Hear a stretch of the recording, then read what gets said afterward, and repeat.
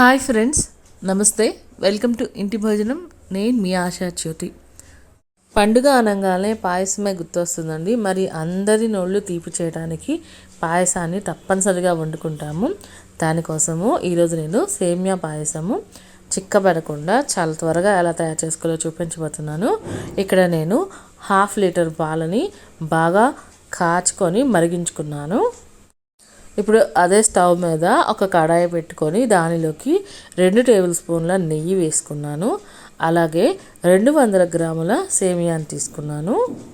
ప్రసాదం చేస్తున్నాను కాబట్టి నేను ఆవు నెయ్యిని వాడుకున్నాను. మీరు మామూలు నెయ్యి అయినా వాడుకోండి. అలాగే సేమియాని వేయించుకునేటప్పుడు మొదటగా మీడియం ఫ్లేమ్లో పెట్టుకోవాలి. కొంచెం రంగు మారంగానే స్టవ్ని సిమ్లోకి టర్న్ చేసుకోవాలి. ఇలా చేయటం వల్ల హడావుడి లేకుండా ముదురు రంగులోకి రాకుండా సేమియా అనేది దోరగా వేగుతుంది. చూడండి, ఈ విధంగా అంతా ఒకే రంగులోకి వచ్చేంత వరకు కూడా వేయించుకోవాలి. చూడండి, రంగు మారింది కదా. నేను ఇప్పుడు స్టవ్ని సిమ్లో పెట్టుకుంటున్నాను.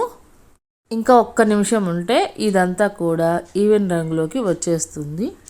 ఇప్పుడు మనము 1 కప్పు సేమియాకి 3 కప్పుల నీళ్లు పోసుకోవాలి. మీరు ఏ గిన్నెనైతే తీసుకున్నారో అదే గిన్నెతోటి 3 గిన్నెల నీళ్ళు తీసుకుంటే సరిపోతుంది. ఇప్పుడు దీన్నంతా కూడా ఒకసారి బాగా కలిపేసి స్టవ్ని హై ఫ్లేమ్లో పెట్టుకొని గిన్నె మీద మూత పెట్టుకొని ఉడికించుకుంటే చాలా త్వరగా సేమియా ఉడికిపోతుంది. సేమియా ఉడికే లోపల మరో పొయ్యి మీద చిన్న ప్యాన్ పెట్టుకొని దానిలో 1 టేబుల్ స్పూన్ నెయ్యి వేసుకొని దానిలోకి క్యాష్యూస్, కిస్మిస్లు, డ్రై ఫ్రూట్స్ వేయించుకోవాలి. ఇలా వీటిని వేయించుకొని ఒక పక్కన పెట్టుకొని చల్లార్చుకోవాలి. ఈలోపు మనకి సేమియా అనేది ఉడికిపోతుంది. అది బాగా ఉడికిందా లేదా అని చెక్ చేయడానికి కొంచెం సేమియాని చేతితో ఈ విధంగా తీసుకొని మెదిపితే చాలా సాఫ్ట్గా వచ్చినట్లయితే అది పూర్తిగా ఉడికినట్టు అర్థము. అలాగే సేమియాలోని నీరంతా కూడా ఉడికిపోయి దగ్గర పడుతుంది.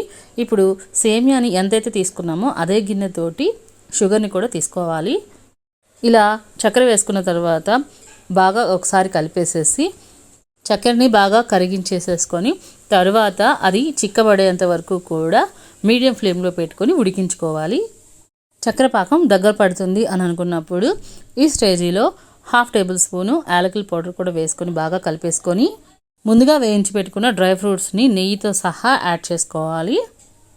ఇప్పుడు స్టవ్ ఆఫ్ చేసేసుకొని దీన్ని పక్కకు దించుకొని చల్లార్చుకోవాలి.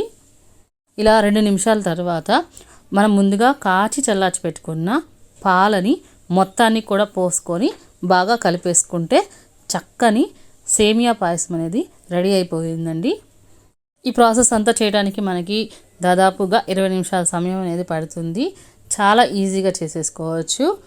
మరి ఈ టిప్స్ తోటి సేమియా పాయసం ఒకసారి ట్రై చేయండి. మీకు ఎలా కుదిరిందో నా కామెంట్ సెక్షన్లో షేర్ చేసుకోండి. అలాగే వీడియో నచ్చితే లైక్ చేసి మీ ఫ్రెండ్స్కి, రిలేటివ్స్కి షేర్ చేయండి. ఇలాంటి మరెన్నో రెసిపీస్ని త్వరగా ఎలా తయారు చేసుకోవాలో తెలుసుకోవడానికి ఇంటి భోజనం ఛానల్ని సబ్స్క్రైబ్ చేసుకోండి. Thank you for watching friends.